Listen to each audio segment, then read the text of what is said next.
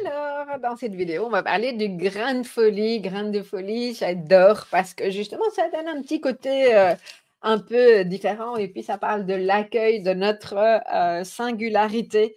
Et donc, j'aime beaucoup celle-là parce qu'elle me permet d'être dans l'humour également. Je t'explique tout. Je te rappelle juste que si tu n'as pas encore eu l'occasion de découvrir ce modèle et que tu arrives sur cette vidéo aussi, il y a un cycle de plusieurs graines. On est à la quatrième, à la graine de folie. Je t'explique dans les vidéos précédentes l'ensemble de ce modèle ainsi que chacune des graines individuellement. Donc, je t'invite à aller les découvrir. Et puis, si tu ne me connais pas encore, je suis Nathalie Elsten, auteure, coach, mentor sacrément passionnée et je vais donc te parler de ce fameux grain de folie. Alors, grain de folie fait partie du binôme des deux graines de courage et donc grain de folie. Et ce binôme est le binôme que j'appelle de l'incarnation, qui incarne quoi? Qui je suis. Et si j'ai effectivement pris le temps de m'aligner et de me connecter à ce qui est important pour moi et à l'intention, ben, je vais évidemment incarner ce qui est au plus juste en fonction de ma vraie nature et manifester effectivement ce qui est au plus juste également. Quand on manifeste ou qu'on ne manifeste pas, ça dit, alors on peut manifester quelque chose qu'on n'a pas forcément souhaité, c'est intéressant parce que ça parle très souvent de l'alignement, ou on peut ne pas manifester. Hein. Comme je disais dans la vidéo précédente, moi, dans mon activité professionnelle, c'est classique. Quand à un moment donné, quelque chose ne marche plus, pouf, réalignement nécessaire. Et parfois, c'est très soudain chez moi.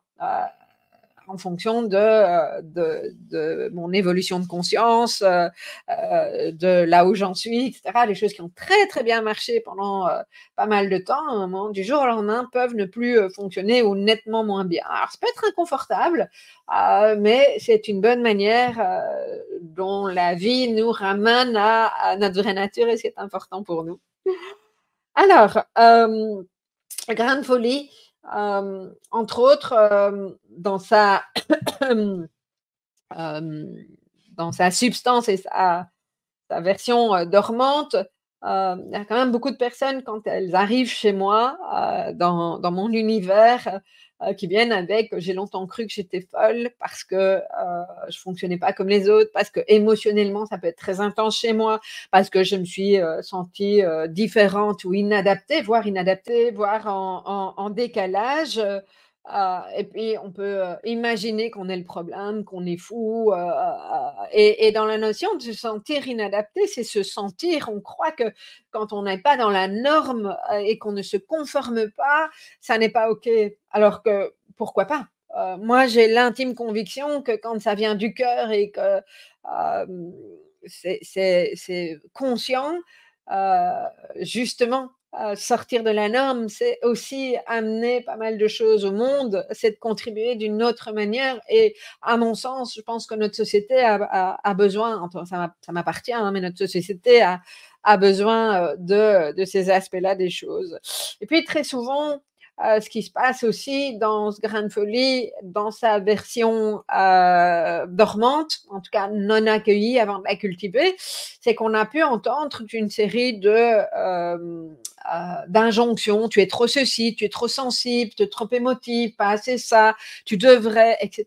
Et à force de l'entendre, et comme tant qu'on ne sait pas effectivement qu'on a un mode de fonctionnement atypique, hein, donc ça, je te renvoie à ta graine de connaissance, d'où l'importance de passer par là pour pouvoir apprivoiser ces multiples facettes. Mais quand on n'a pas cette conscience-là, pas forcément, on pense qu'on est inadapté, inadéquat, et donc on va se conformer, on va s'éteindre, on va se suradapter avec toute une série de conséquences comme des burn-out, alors non seulement des burn-out, et ça c'est aussi associé au fait qu'on n'exprime pas, donc on n'active pas, on ne cultive pas sa graine de courage, mais en plus on prive le monde d'une quantité d'idées, de projets, de personnalités, enfin de rayonnement singulier, et je trouve que c'est tellement dommage.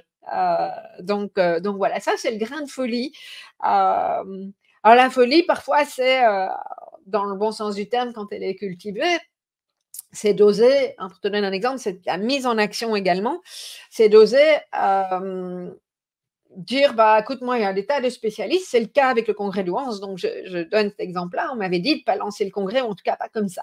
Moi, j'en ai fait qu'à ma tête. Okay, alors, je ne te dis pas, ça n'a pas marché les 2 premières années, donc probablement qu'il y a une partie de ce qu'on m'avait dit qui était juste, mais néanmoins, dans la substance et dans l'essence du projet, il y avait quelque chose de juste parce que voilà, le congrès de Wans pendant 8 ans a régalé plein de personnes et a vraiment aidé des tas de personnes.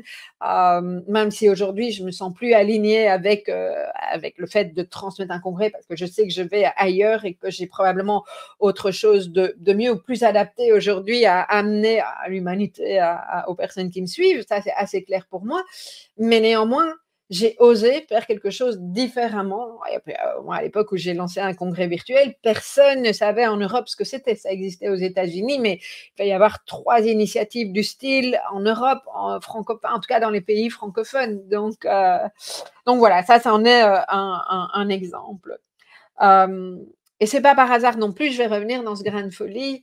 Ce sentiment de décalage aussi, il est quand tu cultives ton grain de folie, ce sentiment de décalage, c'est apprivoisé et tu sais que j'ai très longtemps, c'est d'ailleurs le titre de mon premier livre, Émotif talentueux, utilisé ce terme en lien avec ce sentiment de décalage de l'extraterrestre E.T.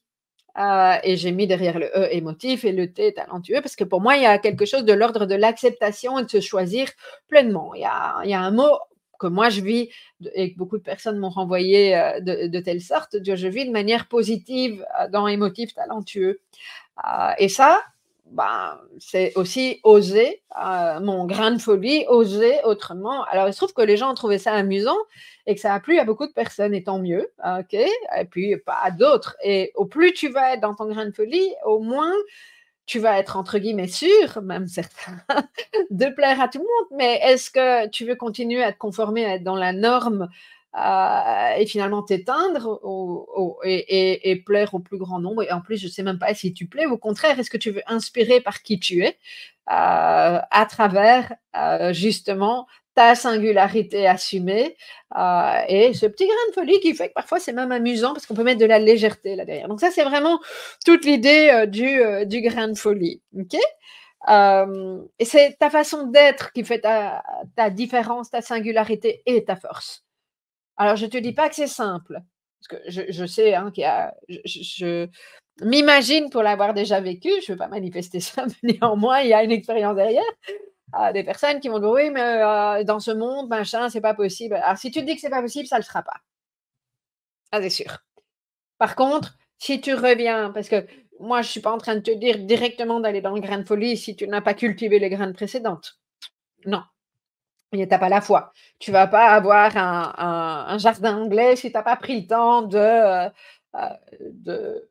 de penser ton jardin, de voir ce que tu allais mettre à tel endroit, de voir à quel moment, telle chose, un grain de sagesse, vont mieux pousser, avec quelle orientation et cetera. Bah, ta vie, c'est la même chose. C'est-à-dire, ça peut être intéressant de mettre de la conscience, sur tout ça. OK? Au plus tu vas effectivement t'accueillir dans ta singularité, au plus tu vas oser te dévoiler. Et peut-être que oser te dévoiler va te permettre aussi, si tu le fais avec des personnes de confiance, comme je le disais précédemment dans la graine de courage, et avec probablement un petit comité, au plus ça va te permettre de t'accueillir et de te choisir. Moi, je donne très souvent cet exemple. Vous qui m'écoutez, je prends la communauté qui me suit au sens large depuis plusieurs années, j'ai de plus en plus osé exprimer des choses et j'ai eu des retours de gens qui me disent: «Mais ça nous fait du bien, c'est chouette». Alors c'est une posture un peu différente, hein, mais moi ça m'a aidée, ça m'a vraiment aidée à cultiver mon grain de folie parce que je me suis rendu compte que, bah, finalement les gens aimaient bien ça. À la fois grain de courage dans ma vulnérabilité, toujours en sécurité. J'ai pas fait ça du jour au lendemain. Si tu as connu mes débuts du congrès de Wans il y a 8 ans, au moment où j'enregistre cette vidéo, bah, tu vois que je suis plus la même personne. J'ose aujourd'hui les choses que j'osais pas à l'époque et je m'assume nettement mieux dans qui je suis et dans mon atypisme, dans les différences, ma singularité. et je me choisis surtout. Et c'est vraiment ça qui est super important. Et quand tu apprends à te montrer tel que tu es, à te dévoiler, il y a quelque chose de magnifique qui se joue, c'est que tu commences à sortir de la honte. Parce que quand on est dans un sentiment de décalage, quand on n'ose pas se montrer, quand on se cache, c'est qu'on est dans la honte. Et c'est OK, ça fait partie du processus. Moi, j'ai très longtemps été dans la honte.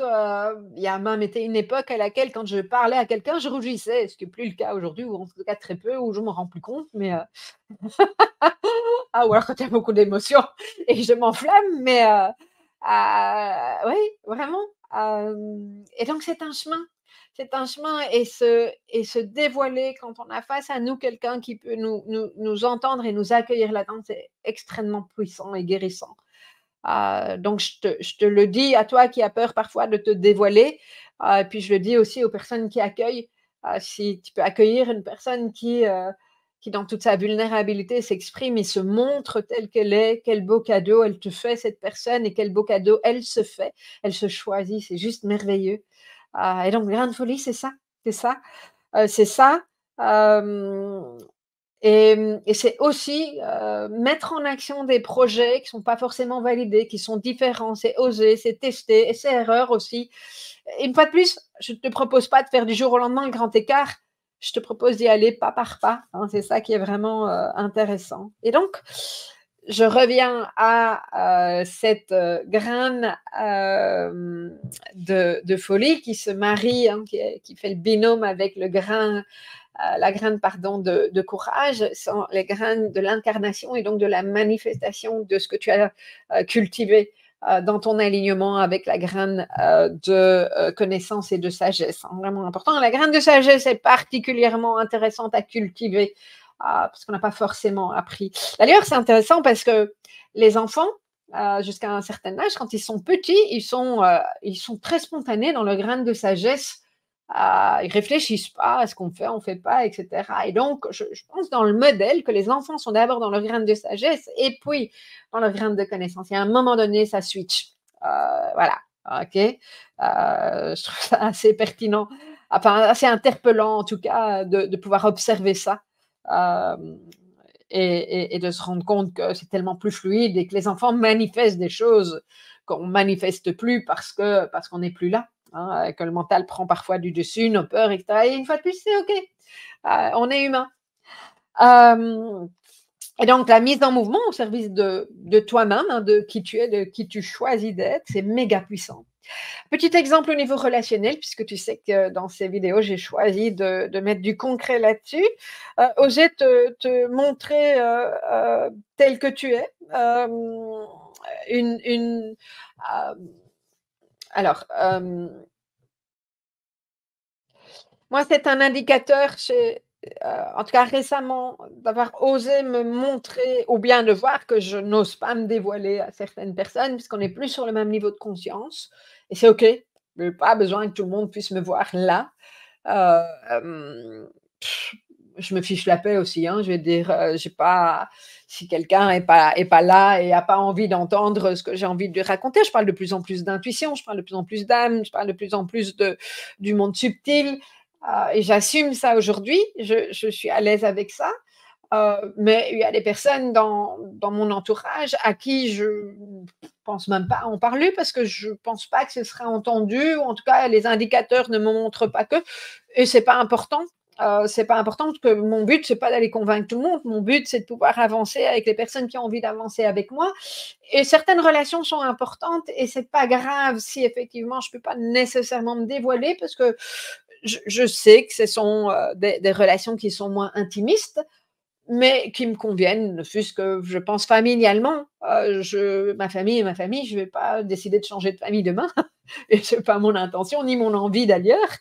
Mais je sais que je ne vais pas forcément être entendue sur ça par une série de personnes et puis d'autres, je vais être surprise. Récemment, c'était très chouette parce que j'invite une amie à la maison. On est en tête-à-tête, on décide de manger ensemble, et on discute de choses et d'autres et puis à un moment donné, je ne sais plus, on en arrive à parler de chamanisme et je me rends compte qu'elle s'y intéresse. Alors je n'ai pas du tout pensé que c'est quelqu'un qui aurait pu s'intéresser à ça et qui me dit, moi, j'aimerais peut-être même bien faire un stage. C'était génial de me rendre compte que, effectivement, en dévoilant l'une ou l'autre chose de moi, parce que c'est comme ça que ça a commencé, elle s'est aussi autorisée à dévoiler certaines choses. Mais je lui ai pas fait le grand machin. Ça s'est mis dans la conversation de manière assez fluide, justement. Je me rappelle plus ce que c'était parce que, justement, parce que c'était fluide. OK. Donc voilà, très, très, très important pour moi de, pouvoir se dévoiler et de se sentir accueilli, de trouver des relations. Alors on n'en a peut-être pas beaucoup. Au plus on évolue dans son niveau de conscience, au moins c'est évident. Au plus on peut se sentir seul, et c'est pas pour rien que parfois je suis en lien avec des personnes qui peuvent pas nécessairement entendre toute cette partie-là. C'est tout à fait OK. Ce sont des choix aussi, pour peu qu'effectivement il y ait encore de l'énergie, mais voilà. Hem Et donc tout ça fait que, quand tu es connecté à ton grain de folie, puis oui, je remets l'accent aussi sur la capacité à mettre en route, à oser, faire, à oser mettre en mouvement des projets aussi, qui sont peut-être atypiques et singuliers, hein, parce que c'est ça aussi, c'est dévoiler ta mise en action. C'est bien entendu une fois de plus, en phase avec, ton alignement. Ce qui est intéressant, tu as l'alignement, tu incarnes et donc tu manifestes et tu inspires. Inspire, tu vas voir, on en reparle juste après dans la, dernière graine, la graine d'humanité, et tu inspires non pas par ce que tu fais, mais par ce que tu es. L'inspiration, la vraie inspiration, elle vient d'une personne qui est, congruente, qui incarne, sa vraie nature. En tout cas, c'est quand même ce que je remarque de plus en plus, et c'est souvent ce que, une bonne partie des personnes qui me suivent me renvoient. Donc, voilà, on se retrouve dans la prochaine et dernière vidéo sur, la graine, d'humanité. Et puis, si tu ne t'es pas encore inscrite à, la prochaine, journée Sacrée Inspiration, tu as tous les détails dans, la description de cette, vidéo, et n'hésite pas à mettre un pouce, un like si tu as apprécié, et puis à me poser les questions et mettre tes commentaires ou tes retours. Toujours, très sympa d'entendre, tes retours sur, ce que j'amène, parce que ça me permet de te donner plus ou moins de ce qui est important pour toi et pour toutes les personnes qui me suivent. Je te dis à très bientôt.